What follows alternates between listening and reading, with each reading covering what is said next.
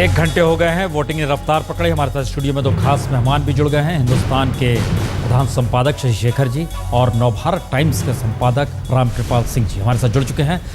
चर्चा हम लगातार करेंगे, रिपोर्टरों के पास चलेंगे, लेकिन सबसे पहले 6 तस्वीरों के जरिए दिखला दें कि किस तरीके से अलग अलग जगहों पर लंबी लंबी कतारें, हैदराबाद, अहमदाबाद, झांसी, लखनऊ, हुगली, हावड़ा। दरअसल जिन राज्यों में आज वोटिंग हो रही है और 89 सीटों में हो रही है, उसमें 2 राज्य ऐसे हैं जहां पर सभी सीटों पर वोट डाले जाने हैं। उसमें एक पंजाब है और दूसरा गुजरात है। और इन दोनों जगहों पर कद्दावर नेताओं की साख दांव पर है। किस्मत का फैसला वोटर के हाथ में। नजरें हर किसी की बंगाल में भी। और एक सबसे बड़ी बात यह है कि पहली बार कुछ नई चीज़ें नज़र आ रही हैं जो हमारे संवाददाता लगातार बतला रहे हैं। बंगाल में वामपंथियों का जिक्र नहीं हो रहा है या कम हो रहा है। जिक्र हो रहा है तो मोदी बनाम ममता का जिक्र ज़्यादा हो रहा है। उम्मीदवार के तौर पर कोई पहचान किसी की नहीं, चाहे वो बप्पी लहरी हो या फिर कोई दूसरा उम्मीदवार हो। मोदी चुनाव लड़ रहे हैं, ये जिक्र हो रहा है। बिहार में भी पहली बार नजर आ रहा है कि दरअसल जिन 7 सीटों पर आज वोटिंग हो रही है, पिछले चुनाव में ये 7 सीटें जनता दल यूनाइटेड और बीजेपी गठबंधन के पास गई थी। इस बार संयोग से आमने सामने ये दोनों खड़े हैं। शरद यादव के सामने पप्पू यादव जो कि आरजेडी के उम्मीदवार हैं, वो खड़े हैं। लेकिन जिक्र उनके साथ साथ मुकाबला त्रिकोणीय मोदी लहर ने कर दिया बीजेपी के उम्मीदवार के जरिए। वहां से कुशवाहा लड़ रहे हैं। लेकिन सबसे दिलचस्प स्थिति अमृतसर की इसलिए हो चली है क्योंकि अमृतसर में मोदी लहर पर सवार अरुण जेटली नहीं हो पा रहे हैं। अकालियों की सरकार है, लेकिन बावजूद इसके मुश्किल दौर है अरुण जेटली के लिए। वहां पर कैप्टन अमरिंदर सामने खड़े हैं। और इन सब के बीच सुबह सुबह माथा टेका स्वर्ण मंदिर में अरुण जेटली ने। और उसके बाद उन्हें वोट डालना है, दरअसल गुजरात, अहमदाबाद आना होगा, तो क्योंकि वो वहाँ के वोटर लिस्ट में उनका नाम है। और ये भी एक दूसरी महत्वपूर्ण बात है कि बार बार इसका जिक्र हो रहा है। चलिए उसके जिक्र से पहले 6 तस्वीरें और दिखा दें। उमा भारती, राजनाथ सिंह, सबरकांठा हम चलते हैं। शंकर सिंह वाघेला वहाँ से चुनाव लड़ रहे हैं। कैप्टन अमरिंदर सिंह, फारूक अब्दुल्ला, साहिल जोशी हमारे साथ जुड़े हुए हैं। और लेकिन हम सबसे पहले चलेंगे सबरकांठा, वहाँ अभी तक नहीं गए हैं, जहाँ पर हमारे साथ हमारे संवाददाता जी जुड़ चुके हैं। कमलेश सुतार जुड़ चुके हैं सबरकांठा में। शंकर सिंह वाघेला निकले तभी नरेंद्र मोदी की एंट्री हुई, एक लिहाज से कहा जा सकता है, गुजरात की राजनीति में, और मुख्यमंत्री भी रहे हैं। कमलेश सुतार, लोगों का रुझान क्या है? पिछली बार 50% से कम वोट पड़े थे, इस बार क्या स्थिति है? जी प्रसून जी, सुबह से ही वोटिंग जो है यहाँ पर साबरकांठा में वो इतनी अच्छी नज़र नहीं आ रही। इक्का दुक्का लोग आकर वोटिंग कर रहे हैं। माना यह जा रहा है कि दोपहर के बाद में शायद यहाँ पर वोटिंग ज़्यादा हो, लेकिन जिस तरह का लोगों का आना जाना हम यहाँ पर देख रहे हैं, काफ़ी कम पैमाने में वोटिंग होगी। राजनीतिक तौर पर देखेंगे तो शंकर सिंह वाघेला के लिए बहुत ज़्यादा उम्मीद है कांग्रेस को। इस सीट से कांग्रेस ये मानती है कि फिलहाल यहाँ पर बीजेपी का सांसद है और ये सीट कांग्रेस बीजेपी से छीनने के लिए कांग्रेस ने काफ़ी आशाएं लगाई हुई है। जो जातीय समीकरण है वो कहीं ना कहीं शंकर सिंह वाघेला के पक्ष में नज़र आ रहा है। शंकर सिंह वाघेला खुद क्षत्रिय है, क्षत्रिय कम्युनिटी के वोट्स यहाँ पर ज़्यादा है, तो वो वोट्स पर उनका ज़्यादा निर्भर रहेगा। ट्राइबल बेल्ट माना जाता है ये पूरा साबरकांठा, बनासकांठा, ये जो पूरा नॉर्दर्न गुजरात का एरिया है, तो ट्राइबल वोट्स पर भी उनका ज्यादा नहीं। एक चीज बताइए कमलेश, एक स्थिति बताइए, चूंकि शंकर सिंह वाघेला से 36 का आंकड़ा मोदी का है। दूसरी स्थिति है कि 2009 में वहां पर जो बीजेपी का उम्मीदवार जीता था उसको इस बार टिकट नहीं दिया गया, किसी नए को खड़ा कर दिया गया। और सारी टिकटें तय जो की गई हैं गुजरात की, वो नरेंद्र मोदी ने ही तय की है। तो बीजेपी के उम्मीदवार जो इस बार राठौड़ साहब लड़ रहे हैं, इनकी स्थिति क्या है उस जगह पर सबरकांठा में? जी, बीजेपी के जो यहाँ के सिटिंग एमपी है महेंद्र भाई सिंह, उनका यहाँ पर लड़ने की, यहाँ पे इस बार चुनाव लड़ने की उनकी इच्छा नहीं थी, ये बताया जा रहा है। सीट्स तो नरेंद्र मोदी चुनते हैं। दीप सिंह राठौड़ जो इस बार बीजेपी से चुनाव लड़ रहे हैं, लोगों का ये मानना है, जिन लोगों से हम बातचीत कर रहे हैं, एकदम डाउन टू अर्थ है। लेकिन लोगों का ये कहना है कि उनका डाउन टू अर्थ होना ही शायद उनके लिए यहाँ पर घातक साबित हो सकता है। लोगों से कनेक्ट भले ही हो, लेकिन इतना सादा उम्मीदवार जिसे लोकल राजनीति कह सकते हैं, शंकर सिंह वाघेला जैसे एक जायंट से उनका सामना यहाँ पर हो रहा है, तो उनके टक्कर में कहीं ना कहीं लोग ये मानते हैं कि वो कहीं ना कहीं फीके पड़ रहे, कम पड़ रहे। शंकर सिंह वाघेला करिश्मेटिक लीडर है, पुराने लीडर है, इस विभाग से आते हैं। उनका, जैसा मैंने कहा, जातीय समीकरण भी उनके साथ में है। सिर्फ मोदी वेव पर से सवार होकर दीप सिंह राठौड़ का जीतना यहाँ पे मुश्किल माना जा रहा है। उनके पास बाकी कनेक्ट नहीं है, जो जितनी भी राजनीति में शक्ति होनी चाहिए यहाँ पर लड़ने के लिए, वो कहीं ना कहीं उनके पास नहीं है, ऐसा लोगों का कहना है। तो शंकर सिंह वाघेला का पलड़ा भले ही यहाँ पर भारी नजर आता है, बीजेपी को सिर्फ उन्हें नरेंद्र मोदी के करिश्मा पर जिताने की उम्मीद यहां पर लगाई जा रही है। यानी हम ये फिर कह सकते हैं कि गुजरात की सबरकांठा सीट पर दिलीप सिंह राठौड़ नहीं, बीजेपी की तरफ से मोदी ही लड़ रहे हैं।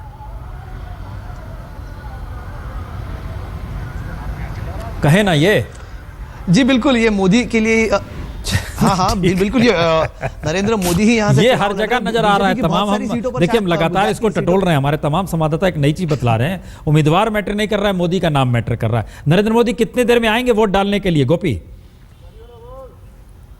जी बिल्कुल प्रसून जी, नरेंद्र मोदी कभी भी किसी भी वक्त यहाँ पे आ सकते हैं। जो उनका ऑफिशियल आने का टाइम है वो 8 बजे का था, 8 बज चुके हैं और अब मोदी कभी भी यहाँ पर आ सकते हैं। लेकिन सबसे अहम कह सकते हैं प्रसून जी, जो हम जरा सा रोक के उनके खिलाफ मधुसूदन मिस्त्री ने वोट डालने के बाद क्या कहा, हालांकि वोट गांधीनगर में डालने गए थे, जरूर सुना जाए। मॉर्निंग सुबह से वोटिंग हो रहा है, किस तरह से पूरे वोटिंग को ट्रेन को? ये दो चीजें, एक तो मुझे लगता है कि गर्मी ज़्यादा हो गई, इस वजह से लोग सुबह सुबह का समय पसंद कर रहे हैं कि जाके वोट दे दें, और लोगों में उत्साह भी है। और कांग्रेस की जीत अभी से लग रहा है कि निश्चित मुझे लग रही है। किस तरह की आगे का रहेगा? नहीं, मैं अभी यहाँ से बड़ौदा जाऊँगा और बड़ौदा के अंदर जो पोलिंग हो रहा है उसको जरा देखूंगा और किस तरह से वो है आगे उस पर। सुबह से जिस तरह से ट्रेन रहा, क्या कांग्रेस किस उम्मीद के साथ लगा? बिल्कुल बिल्कुल, और खूब अच्छी तरह मेरे ख्याल से Congress is performing well, at least in this areas. I don't know others, but I am pretty sure here. Gujarat या ओके रोल। જી સાહેબ, ગાંધીનગર ખાતેથી તમે પોતાના મતાધિકારનો ઉપયોગ કર્યો, શું માનો છો લોકશાહીનું પર્વ મતદાન? બહુ સારું, आई मीन લોકો જાગૃત છે। ये मधुसूदन मिस्त्री जो कि गांधीनगर में वोट डालने आए और वडोदरा लौट रहे हैं, वडोदरा से चुनाव लड़ रहे हैं, नरेंद्र मोदी के खिलाफ लड़ रहे हैं। और इन स्थितियों के बीच एक सवाल, देखिए मौसम भी बदल गया शशि शेखर जी। 7 अप्रैल को जब पहली बार वोटिंग हो रही थी तो अच्छा मौसम था, अब 30 तारीख आ गई तो गर्मी हो गई है, मौसम बदल गया, लेकिन मोदी की लहर क्यों नहीं बदली इस तरह? दुर्भाग्य से आपने बहुत बढ़िया, आपने दुर्भाग्य से नहीं उठाया है, आपने मुद्दा सही उठाया है अपनी बातचीत में, कि ये चुनाव ऐसा लगता है जैसे 3-4 व्यक्तियों के बीच में हो रहा है। अभी मैं उत्तर प्रदेश से आया हूँ, कई जगहों पर मैंने रुक कर पूछा, अपने उम्मीदवारों के बारे में लोगों को बहुत मालूमात नहीं है, वो मोदी को वोट डालने की बात कर रहे हैं। खासकर महिलाओं से जब मैंने पूछा तो या तो मोदी के पक्ष में वोट डाल रही थी या मोदी के विरोध में वोट डाल रही थी। तो एक पर्सनैलिटी इमर्ज कर गई है पूरे देश में, कश्मीर से लेकर कन्याकुमारी तक, वो है मोदी। वो जीतेंगे हारेंगे तो मोदी जीतेंगे हारेंगे। अब ये अच्छा है बुरा है, इस बहस के लिए भी हमें काफ़ी समय मिलेगा। लेकिन आज जो आपने गर्मी की बात कही, पॉलिटिकल गर्मी भी इतनी ज़्यादा बढ़ गई है, लगता है नेताओं के दिमाग में चली गई है, इसीलिए वो किस किस तरह के बयान दे रहे हैं आप जरा इसको देखिए। और पूरा देश ऐसा लग रहा है इतने लंबे चुनाव में इन बयानों से बजबजाने लगा है, अखबार पढ़ने से डर लगने लगा है, टेलीविजन देखते हैं तो डर लगने लगा है। ये कह रहा है अखबार पढ़ने से डर। एक संपादक एक पाठक भी है, संपादक होने से पहले भी पाठक था और संपादक जब नहीं रहेगा तब भी पाठक रहेगा। ये बड़ा अच्छी बात कही। हम साहिल के पास चले, एक चीज रामकृपाल जी आपसे जानना चाहेंगे, आजादी के बाद से लेकर 96 तक, जनसंघ से लेकर बीजेपी तक, वडोदरा में गायकवाड़ परिवार का वर्चस्व रहा। कांग्रेस के टिकट पर जनसंघ खिलाफ खड़ा करती रही, बीजेपी खिलाफ उम्मीदवार खड़ा करती रही। वो कौन सी परिस्थिति आकर खड़ी हो गई, गायकवाड़ परिवार से जुड़ी रानी प्रस्तावक बन गई नरेंद्र मोदी की, और इस बार मैदान में नहीं है गायकवाड़ परिवार। नहीं, बिल्कुल सही आप कह रहे हैं प्रसून जी। देखिए ये जो चुनाव है, जैसा पिछली बार भी आपने एक सवाल किया था, मैंने कहा था ये एक नया फिनोमेनन है। ये शशि जी जैसा कह रहे थे, मैं पहले भी ये बात कह चुका हूँ कि इस चुनाव को बीजेपी ने नहीं, बीजेपी की भी भूमिका रही है, बीजेपी चाहती थी, लेकिन मोदी के नाम पे पहली बार एक रेफरेंडम बना दिया इस चुनाव को। और सीधी बात है कि एक ही लड़ाई हो रही है इसी बात पर, मोदी चाहिए या नहीं चाहिए। सारी चीज़ें गौड़ हो गई हैं। और मैं इसलिए कह रहा हूँ कि जब एक नई तरह की लड़ाई हो रही है पूरे राष्ट्रीय स्तर पर, तो उसमें सारे ऐतिहासिक पुराने सारी चीज़ें, फैक्ट्स और डेटा सब बेमानी हो जाते हैं। सारे समीकरण हो जाते। कभी भी इस मुल्क में ऐसा नहीं हुआ था कि सिर्फ एक व्यक्ति पर यह होता था कि ये चाहिए या ये चाहिए। कहीं ना कहीं पार्लियामेंट्री चुनाव अपने आखिरी दौर में वो प्रेसिडेंशियल फॉर्म में हो जाता है। जैसे श्रीमती गांधी थी, 71 की बात याद कीजिए, जब उन्होंने किया था तब भी यह था कि श्रीमती गांधी कांग्रेस असली कांग्रेस हैं या बाकी बड़े नेता असली कांग्रेस हैं, इस बात पर लड़ाई हुई थी। एक मिनट हम जरा रुक रहे हैं। लखनऊ में Rita Bahuguna, and we have carried our issues quite appreciably amongst the people. We have worked very hard, and I'm extremely hopeful that Lakshmi is going to choose me as the next representative. The debate has always been local versus outsider. Do you think in Lucknow that debate exists? Several other issues. Mama,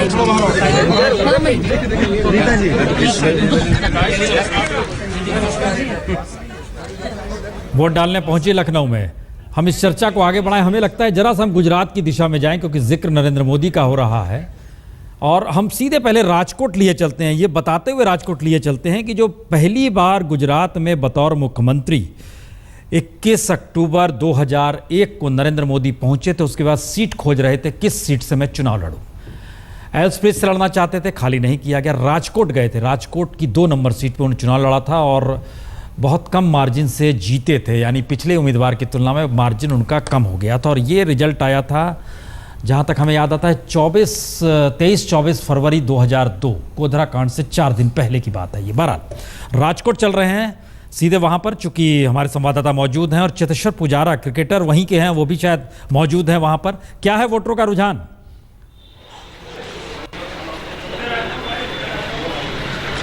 जी आप मौजूद हैं। देखिए, यहाँ पर voter काफ़ी भारी मात्रा में अभी तक तो नहीं आ पाए हैं।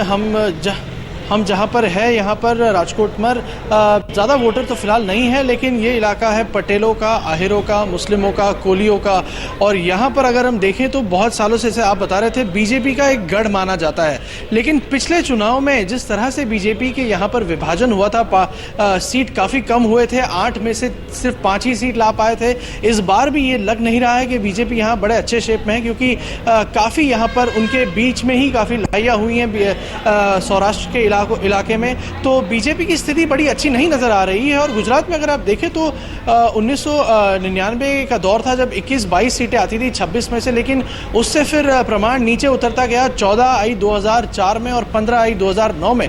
तो नरेंद्र मोदी का जो फैक्टर है वो असेंबली के चुनाव में तो काम कर गया, लेकिन जहां तक लोकसभा के चुनाव की बात करें तो शायद उतना प्रभाव नहीं पड़ पाया है। मैं पिछले 10 दिनों से गुजरात में अलग अलग दिशाओं में घूम रहा था और यहाँ पर जो अर्बन वोटर है वो काफ़ी बिल्कुल उत्साह में है। वो देख रहे हैं नरेंद्र मोदी जी को एक फ्यूचर प्रधानमंत्री के तौर पे और काफ़ी उत्साह है लोगों में यहाँ पर इलेक्शन को लेकर। लेकिन रूरल इलाकों में इतना उत्साह नहीं है। परसेंटेज की बात करें तो पिछली बार भी तकरीबन 45 के आसपास के ही प्रतिशत की वोटिंग हो पाई थी। इस बार की धूप काफ़ी कड़ाके की है।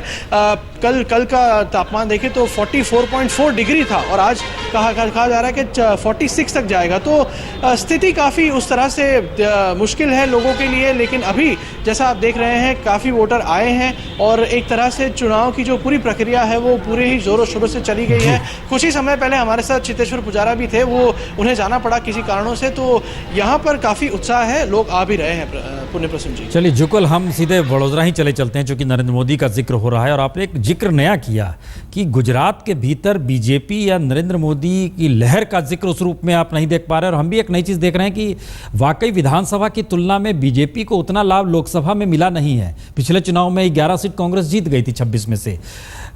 लेकिन चूंकि मौजूद, हम आपसे जरा जाएंगे साहिल, लंबा वक्त दिया है गुजरात में चुनाव प्रचार के लिए। नरेंद्र मोदी ने दर्जनों रैलियां की हैं, वडोदरा तक में रैली की, वहां पर रोड शो किया। अगर राज्य का मुख्यमंत्री गुजरात में इतना वक्त दे रहा है तो इसका मतलब क्या है? इसका मतलब साफ है प्रसून, आप जैसे जिस बात का जिक्र आप अभी कर रहे थे कि गुजरात में बीजेपी लगातार सत्ता में रहने के बाद भी विधानसभा में, लोकसभा में उनका परफॉर्मेंस ऐसा नहीं हो पाया कि जिसके वजह से वो 20 सीटों के आगे चली जाए या एक तरफा उनको पूरा मैंडेट मिले। इस तरीके का परफॉर्मेंस लोकसभा में नहीं हो पाया। दूसरा, हमको ये देखना चाहिए कि जो वोटिंग परसेंटेज रहा है लोकसभा में, जैसे वडोदरा की बात करें तो लोकसभा में यहां पर 55 से 59% तक वोट पड़े हैं, लेकिन विधानसभा की बात करें तो 60 से ऊपर, कभी कभी 70% तक वोटिंग यहां पर हुआ है। तो टाइमिंग काफी इंपॉर्टेंट है वोटिंग का, और उसके वजह से भी ये बात होती रही है, ऐसा यहां पर लोगों का मानना है। दूसरी बात यह है कि ये बात हमेशा कही गई कि कांग्रेस के नेता और बीजेपी के नेता, इनमें कहीं ना कहीं आपस में एक बात हो जाती है कि लोकसभा में तो कांग्रेस के उम्मीदवार जीत जाते हैं, लेकिन विधानसभा में कांग्रेस वो परफॉर्मेंस नहीं कर पाती। शंकर सिंह वाघेला का उदाहरण ले लीजिएगा, पंचमहल से चुनाव लड़ा था, पिछली बार हार गए थे और साबरकांठा से जाके चुनाव लड़ रहे हैं। दोनों क्षेत्र ऐसे हैं कि जहां पर शेड्यूल कास्ट, शेड्यूल ट्राइब इलाका है, आदिवासी इलाका है, लेकिन पिछली बार उसके बावजूद भी पंचमहल से वो जीत नहीं पाए थे। वडोदरा सीट की बात करें तो गायकवाड़ परिवार की बात हम कर ही रहे थे। गायकवाड़ परिवार एक जमाने में कांग्रेस का खास परिवार हुआ करता था, आज वो पूरा परिवार बीजेपी के साथ आके बैठा हुआ है। वडोदरा से जब सीट लड़ने की बात हुई नरेंद्र मोदी के खिलाफ, तो पिछली बार के उम्मीदवार सत्यजीत गायकवाड़ को भी रिपीट नहीं किया गया। जो उम्मीदवार राहुल गांधी के जो प्राइमरी से चुना गया था उसको भी हटाया गया और सीधे मधुसूदन मिस्त्री को पैराशूट किया गया यहां पर, और मधुसूदन मिस्त्री को यहां पर उम्मीदवार करके उतारा गया। गद्दावर उम्मीदवार है, लेकिन जो लोकल कांग्रेसी है वो कहते हैं कि हो सकता है कि वडोदरा से उम्मीदवार होता तो ज्यादा नरेंद्र मोदी के साथ फाइट करना आसान होता। कुल मिलाकर वोटिंग का जो डिफरेंस है वडोदरा में वो भी बढ़ता गया है, लेकिन अगर मध्य गुजरात में अगर हम देखें तो बीजेपी कभी भी 100% अपना हम इसी मुद्दे पर जरा एक मिनट परफॉर्मेंस शशि शेखर जी जिस बात का जिक्र साहिल कर रहे हैं लगातार, और हम भी इस चीजों को समझना चाह रहे हैं। गुजरात में हैट्रिक बना चुके हैं मोदी, लेकिन बावजूद इसके लोकसभा चुनाव होने के दौरान कांग्रेस को हरा पाने की स्थिति आई। क्या इस बार कुछ खास आपको लग रहा है? मुझे नहीं लग रहा। देखिए, अतीत आभास होता है प्रसून जी, लेकिन कभी भविष्य नहीं होता अतीत। इनकी बातों से दो बातें साफ है। 2009 में प्रधानमंत्री पद के उम्मीदवार नहीं थे नरेंद्र मोदी, तो गुजरात अच्छी तरह से जानता था कि हमें मुख्यमंत्री तो चुनना है नरेंद्र मोदी को, लेकिन ये वोट किसी और के लिए पड़ रहा है, उस समय आडवाणी के लिए पड़ रहा था। आज पूरे गुजरात को मालूम है कि पहली बार दूसरी बार एक गुजराती प्रधानमंत्री बनने की स्थिति आ रही है। 70% से ज़्यादा लोग उस समय के बाद पैदा हुए हैं जब गुजराती प्रधानमंत्री बने थे। तो मुझे ऐसा लगता है कि ये जो आपको कम वोटिंग वहाँ दिख रही है वो अति आत्मविश्वास का प्रतीक है। ये किसी इस चीज़ का प्रतीक नहीं है कि वहाँ पर मोदी की लहर चल रही है या नहीं चल रही है। चर्चा की भी जहाँ तक बात है, कांग्रेस वहाँ पर बहुत वेव्स क्रिएट करने में सफल नहीं हुई है। अगर सफल हुई होती, इतने एमपीज जीतने के बाद विधानसभा में उनकी वो दुर्गति नहीं हुई होती। क्या रामकृपाल जी इस बात को थोड़ा आगे बढ़ा दें कि गुजरात के लोग महसूस कर रहे होंगे, अरे जनाब ये तो बनारस से भी लड़ रहे हैं। नहीं, शशि शेखर जी ने जो कहा मैं उसी से आगे, और जो जहाँ मैं रुका हुआ था दोनों बातों पर मैं आ रहा हूँ एक साथ। पहली बात तो ये है कि आप यूँ समझ लें कि जब एक रेफरेंडम हो गया है देश में एक बात पर कि मोदी चाहिए या नहीं, तो जो कहते हैं चाहिए उनके सामने कोई दूसरा सवाल नहीं है सीधा। जो कहते हैं नहीं चाहिए, फिर वो सोचेंगे कि ठीक है फिर किसको हम दें, ये सवाल, ये दुविधा समझ लीजिए आप। इसका एक मतलब ये बताइए, लोगों के जहन में सवाल होगा कि जो कांग्रेस के उम्मीदवार चुनाव मैदान में हैं, उनकी स्थिति अपने तौर पर अगर खराब हो, बावजूद इसके अगर उनको लगता हो कि कांग्रेस के उम्मीदवार से हटकर मोदी नहीं चाहिए, तो फिर वो तो जिता देंगे। नहीं, इसीलिए बोल रहा हूँ। लेकिन कांग्रेस कहीं ये क्लेम करती हुई नजर ही नहीं आई कि हम बनाएंगे। आज की तारीख में भी आप देख लीजिए, आज भी जो बयान छपा है कि वो थर्ड फ्रंट, कोई सेकुलर फ्रंट आए, तो जो आदमी नतीजे से पहले जो पार्टी अपनी पराजय मान चुकी हो उसको जनता विकल्प मान ले, ये बात जरा मेरी समझ में नहीं आ रही है। और एक बात आप समझ लें कि 2012 में ही गुजरातियों ने जो वोट दिया था, एंटी इनकम्बेंसी हमेशा स्टेट लेवल पर दिखती है। उस समय 2012 में गुजरात की जनता ने मोदी को गुजरात में रखने के लिए वोट नहीं दिया था। उस समय ही यह तय हो गया था कि अगर 115 सीटें इनको देंगे हम, तो ये प्रधानमंत्री की उम्मीदवारी के सशक्त उम्मीदवार होंगे।